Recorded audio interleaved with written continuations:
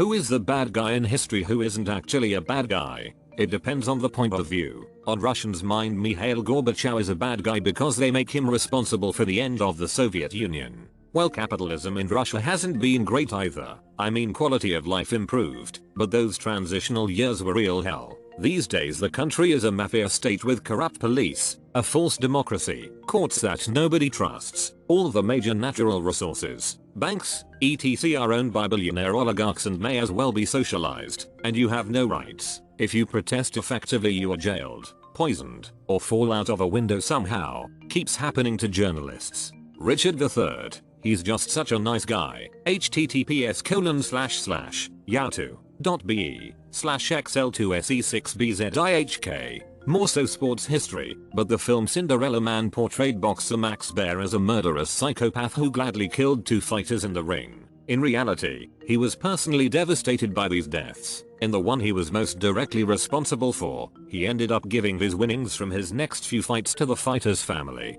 Watch this in history class, and my teacher brought us up as how movies and articles change facts for a better story. Neville Chamberlain was widely hated in the UK after the Britain went to war with Germany because of his policy of appeasement towards the Nazi-run Germany when he was Prime Minister, even being one of the central people who allowed Germany to annex Czechoslovakia, which blew up in his face when the Germans invaded Poland and triggered the Second World War. He was forced to resign as Prime Minister less than a year into the war due to revolt from the Labour and Liberal parties, and handed the reins over to Winston Churchill, who was himself forced out of office after the First War because of fears that Germany would rearm. However, due to British laws about disclosing classified documents 30 years after their being sealed, it emerged that Britain couldn't risk Germany's anger during the Czech debacle as they were thoroughly unprepared for war. Chamberlain delayed the inevitable, which gave the Allies a significant helping hand when the war finally did happen. My history teachers hated this misconception every time World War II came up. Dude had to do what he had to help his country. My dad apparently, because every time we talk it's always buddy idk. Why you think I'm the bad guy?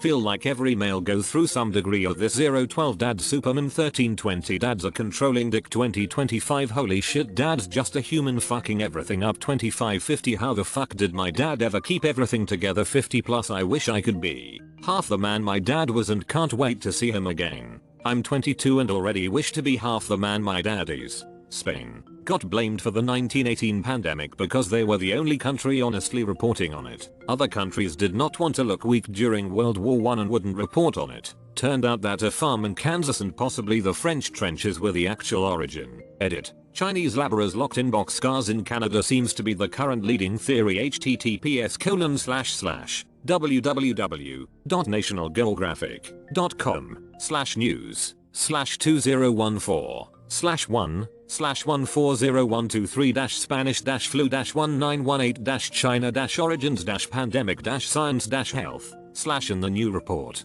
Humphreys finds archival evidence that a respiratory illness that struck northern China in November 1917 was identified a year later by Chinese health officials as identical to the Spanish flu. He also found medical records indicating that more than 3,000 of the 25,000 Chinese Labor Corps workers who were transported across Canada en route to Europe starting in 1917 ended up in medical quarantine, many with flu-like symptoms. That Roman that gave Jesus vinegar to drink. Turns out that the Roman military gave their soldiers a water vinegar mix to drink as it was good for refilling salt levels after sweating.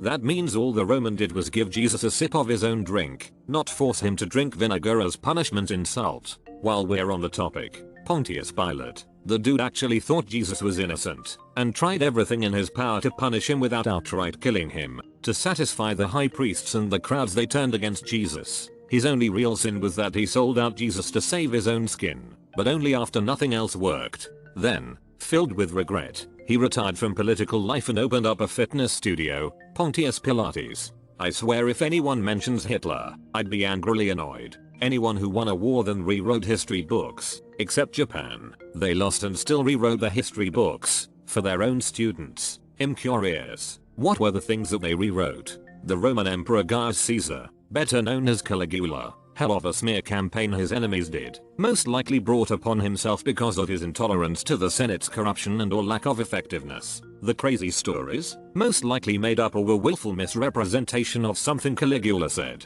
The story about him making his horse consul because he was crazy. Misrepresentation of him mocking the Senate by telling them his horse could do a better job. I'm not sure whether this is true, but he declared himself a god and ordered the army to throw their spears into the water after a quarrel with Neptune. To be fair, just about every Roman emperor was declared a god after their death. Little Boots just jumped the gun a bit. Yes, that's what Caligula means. Louis XVI. Most other kings of France before him were assholes drunk on power. The dude didn't want to be king. His dream job was being a locksmith, but he was in charge when the people frustration and anger was starting to boil over. So he did a national survey just to know what could be done to make people's life better. But it sent a signal that people mistook for weakness instead of kindness and decided it was a good time to start the French Revolution. Despite what was portrayed in Amadeus, and though in reality they were musical rivals, Antonio Salieri was actually friends with Wolfgang Mozart. In fact, years after Mozart's death, Salieri assisted with and helped finance his son Franz Xavier's musical education as a tribute to his late friend. I know about their rivalry only thanks to Steins Gate Zero. Isn't the theory that he poisoned Mozart because he was jealous of his big dick? That's the myth that was portrayed in the movie Amadeus. Edit: in the movie Salieri was responsible for the death of Mozart because he was jealous. He didn't use poison in the movie. And as others have pointed out, the myth that Salieri killed Mozart is older than the movie. Elizabeth Bathory. Some scholars say that the truth of the claims made against her can't be verified or debunked at this point, but there's good reason to believe that her being painted as a mass murderer was part of a smear campaign and political plot to usurp her land and power, since she was from an extremely powerful family tied to Polish royalty, and the King of Hungary owed a large debt to the Bathory family, which was cancelled in exchange for not putting her on trial. Prince John, the bad guy from Robin Hood, was basically the steward of a kingdom his beloved brother hadn't even set foot on. While Richard the Lionheart was faffing about in the Crusades, John was running the kingdom and turning it into something that could sustain itself. While he was doing that, his useless brother gets his ass kidnapped, so John has to raise taxes. Cue Robin Hood, to bring back the rightful king the people love so much. So basically, Prince John runs England for his brother and people love his brother for it. Then said brother gets kidnapped, so John raises taxes to get him back and becomes the bad guy in the eyes of the lords, and by extension the people, who want their rightful king back. The man eventually does become the rightful king, only to have all the lords hate him for the crime of investing money into the kingdom. As a result, he signs the Magna Carta, limiting royal power that said he wasn't a son. The man did have a hand in the collapse of Norman France and wasted a lot of money and men trying to reclaim the region. I'm not trying to say he was a good guy per se, just not the bad guy for what people hate him for.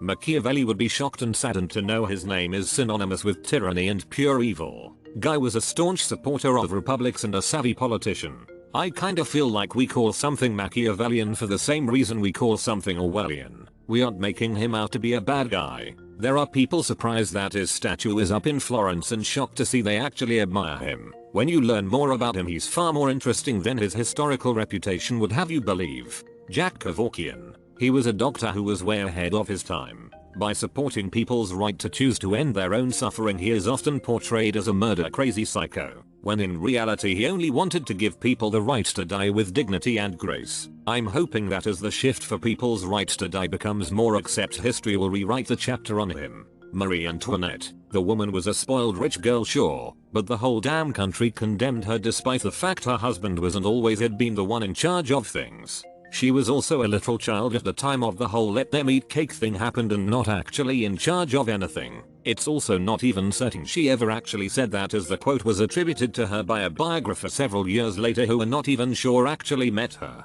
https://www.google.com/amp/slash.did-marie-antoinette-really-say-let-then-eat-cake. Looks like the quote was originally attributed to her princess when she was a child and then to her 50 years after her death, and wasn't even used against her in the various pamphlets etc about her during the revolution, so it seems very unlikely she ever said it. A more modern example is the lady that famously sued McDonald's for their coffee being too hot. https://en.m.wikipedia.org wiki/Lebeck_v._mc_Donald%27s_restaurants. In 1994, that lawsuit gets treated as an example of how oversaturated America is with litigation over small things. As it turns out, however, her situation was extremely justified. She suffered third-degree burns that required skin grafting and had permanent disfigurement.